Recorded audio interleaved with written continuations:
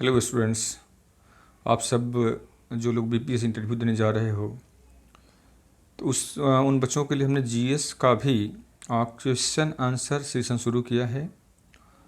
और इस सेशन में हमने अभी शुरुआत में 10 सेशन ऐसे चलेगा जो टॉपिक पे होगा। उसके बाद जनरल सेशन भी हम लोग चलाएंगे जिसमें एक ही सेशन में कई तमाम सवाल होंगे।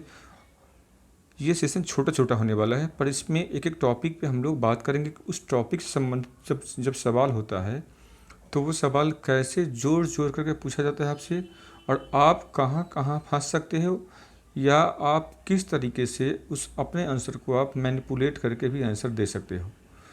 तो यहाँ पे इस लेक्चर का कोशिश ये है कि आपको सर्टेन टॉपिक पे कम्प्लीटली तैयार करना और आप आंसर ताकि दे सको। जैसे मैंने आप लोगों को ऑप्शनल पे वीडियो बना के दिया था जूलॉजी में, बोटनी, एग्रीकल्चर और एंथ्रोपोलॉजी पे, और उसके भी शेष वीडियो आप लोगों को मिल जाएंगे। तो चलिए पहले हम लोग इस सेशन को शुरू करते हैं और इसमें कुछ सवाल लेते हैं। आज का टॉपिक हम लोगों का है आत्मनिर्भर भारत अभियान।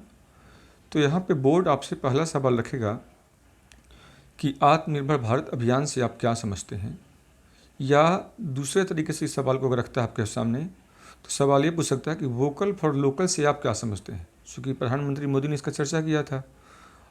अब सवाल दोनों में से कोई एक आपसे पूछा जा सकता है, तो इसका आंसर आप हमारे आंसर को सुनने से पहले इसको पॉज करके आप अपना आंसर आप दो, या उसको आप रिकॉर्ड कर लो और फिर आप मेरा जो आंसर है उसे आप मिला करके देखो। तो चलो आंसर इसका आप ये दे सकते हो कि सर इस अभियान के लिए या आत्मनिर्भर भारत अभियान जो योजना है यह मुख्य रूप से वोकल फॉर लोकल अवधारणा पर केंद्रित है। इसका उद्देश्य देश के भीतर एक अभिनव तरीके से विनिर्माण तथा अवसंरचना को बढ़ाना है, जिसके लिए देश में विज्ञान और प्रौद्योगिकी को बढ़ावा देना है। अगर सवाल वोकल फॉर लोकल पूछता है करके तो आप उसका आंसर ऐसे करोगे कि सर वोकल फॉर लोकल आत्मनिर्भर भारत अभियान की अवधारणा पर केंद्रित है और इसका उद्देश्य देश में विनिर्माण और अवसंरचना को बढ़ाना है, या इसको बढ़ाने के लिए देश में विज्ञान और प्रौद्योगिकी को बढ़ावा देना है। अब दूसरा सवाल बोर्ड आपसे यही पूछ लेगा कि आपने जो यहाँ पर लिखा देश और विज्ञान और प्रौद्योगिकी को बढ़ावा देना है, तो सवाल यहाँ बन जाता है कि इस योजना का उद्देश्य देश में विज्ञान और प्रौद्योगिकी को बढ़ावा देना है जैसा कि आपने कहा। तो इसको पूरा करने के लिए किन किन क्षेत्रों को आत्मनिर्भर भारत अभियान के तहत चुना गया है,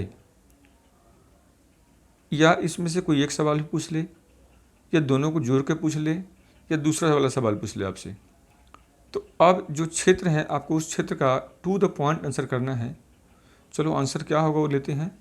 तो आंसर में करोगे सर इस मिशन को पूरा करने के लिए जिन क्षेत्रों को चुना गया है वह है मेडिकल साइंस के लिए एम्स, रक्षा अनुसंधान के लिए DRDO, विमानन के लिए HAL, अंतरिक्ष के लिए इसरो और ऊर्जा के लिए गेल और NTPC। अब मान लो आपसे सवाल ये भी पूछ सकता है, जैसे एम्स से आप सब लोग परिचित हो, DRDO है यहाँ पे, तो पूछ लेगा कि भाई DRDO क्या है। तो यहाँ पे कहोगे DRDO सर ये डिफेंस रिसर्च डेवलपमेंट ऑर्गेनाइजेशन है। तो पूछेगा कि इसका काम क्या है, तो आप कह सकते हो सर इसका काम डिफेंस क्षेत्र के लिए रिसर्च करना है और रक्षा हथियारों को डेवलप करना है ताकि देश को आत्मनिर्भर बनाया जा सके और विश्व स्तरीय रक्षा सामग्री का हम निर्माण कर सके। और जो हमारा अब यहाँ पे हो सकता है वो पूछे कि भाई न्यूनतम जो प्रतिरोधक क्षमता होता है उससे आप क्या समझते हैं, या मिनिमम डिटरेंस कैपेसिटी होता है तो वो मिनिमम डिटरेंस कैपेबिलिटी से आप क्या समझते हैं। अगर ये सवाल आता है तो आप ये कहोगे कि सर मिनिमम डिटरेंस कैपेबिलिटी या न्यूनतम प्रतिरोधक क्षमता वह क्षमता है जिसमें हम शत्रु के रक्षा तैयारी के हिसाब से हम अपने यहाँ अपनी रक्षा तैयारी को करते हैं। जैसे मान लो किसी दूसरे देश के पास किसी का मिसाइल है, वो उसका रेंज है 8,000 किलोमीटर, जैसे मान लो चाइना के पास है 14,000 किलोमीटर का, तो हमारी तैयारी भी 14,000 किलोमीटर का मिसाइल का तैयार करना चाहिए। जैसे उसके पास अगर 400 एटम बम है तो हमारे पास भी 400 एटम बम होना चाहिए। अगर उसके पास कोई हाइपरसोनिक एयरक्राफ्ट है तो हमारे पास भी हाइपरसोनिक एयरक्राफ्ट होना चाहिए। तो गिनती में कैपेबिलिटीज़ में भी अगर हमारे पास बराबरी का होगा तो वो हम पे अटैक नहीं करेगा। और इसी क्षमता को हम लोग बोलते हैं न्यूनतम प्रतिरोधक क्षमता। तो सवाल ये पूछ सकता है आप लोगों से कि इसे कब हासिल किया जा सकता है। तो इसका कोई अवधि नहीं होता है, ये डिपेंड करता है कि अगर सामने वाला अपने यहाँ रक्षा क्षेत्र में अगर मॉडर्नाइज़ कर रहा है तो हम भी अपने रक्षा क्षेत्र को मॉडर्नाइज़ करें। वैसे ही मान लो HAL है, तो HAL पे सवाल आपसे पूछ सकता है यहाँ पे कि HAL क्या है, तो आपको बताना पड़ेगा सर ये हिंदुस्तान एरोनॉटिक्स लिमिटेड है और ये हमारे यहाँ जो विमानन के क्षेत्र में अच्छा काम कर रहा है। अभी इसी ने हमारा जो तेजस है उसको बनाया है। ये आपसे सवाल पूछ सकता है कि भाई इसरो क्या है, या तो आपको बताना होगा भाई इसरो या इसका गठन कब किया गया, तो आपको बताना होगा 1969 में इसरो का स्थापना किया गया था। और जो इसरो है ये अंतरिक्ष के क्षेत्र में काम करने वाला शीर्ष संस्था है। तो हो सकता है आपसे चंद्रयान 2 या मंगलयान जो अभियान हमने किया था, या अभी जो हम आगे करने वाले हैं गगनयान अभियान, या जो उसके साथ जो रोवर हम लोग भेजने वाले हैं व्योममित्र, तो उससे संबंधित भी सवाल आपसे पूछा जा सकता है। तो उसकी तैयारी आप लोग कर लेना। मैंने इस सब के लिए अलग अलग वीडियो बनाया हुआ है, आप लोग उसको जाकर देख सकते हो। अब है कि ऊर्जा के लिए गेल और NTPC, ठीक है ना। तो गेल से क्वेश्चन थोड़ा सा पढ़ लेना। NTPC ये नेशनल थर्मल जो पावर कॉरपोरेशन है, इसके विषय में पढ़ लेना कि भाई इसका क्या है, ऊर्जा क्षमता हमारा क्या है। तो थोड़ा सा यहाँ पे आपको साइंस से जुड़ा हुआ चीज़ों को आपको पढ़ना है। चलो हम लोग आगे पढ़ते हैं, चूँकि इन्हीं क्षेत्रों में काम करके हम अवसंरचना को बेहतर कर सकते हैं। हमारे लिए ये सारा क्षेत्र ज़रूरी है। चाहे चिकित्सा को, जैसे चिकित्सा में अब तक हम लोग क्या मान रहे थे, अभी 15 अगस्त से की संध्या पे जब राष्ट्रपति जब अपना जो ये दे रहे थे, तो उन्होंने एक बात उसमें शामिल किया था कि भाई आज हम पूरा दुनिया का जो रक्षा जो पोल है वो खुलते जा रहा है। क्योंकि अब तक मैन समझता था कि वो मास्टर है इस नेचर का, लेकिन एक छोटा सा वायरस ने आदमी को उसके अपने औकात पर ला के रख दिया है। तो तमाम तरह की बातें होती हैं। चलो नेक्स्ट सवाल हम लेते हैं कि आत्मनिर्भर भारत अभियान के प्रभाव किन क्षेत्रों में होगा। अब तक तो तैयारी होगी, अब ये सवाल बनता है तो इसका सीधा आंसर आप लोग ये कर सकते हो, सर इसका जो प्रभाव है वो कृषि के क्षेत्र में, चूँकि प्रधानमंत्री आजकल कृषि क्षेत्र को ज़्यादा जोर दे रहे हैं। विशेष रूप से वन नेशन वन मार्केट में घोषित उपायों से भारत को दुनिया का खाद्य कारखाना बनाने में मदद मिलेगा।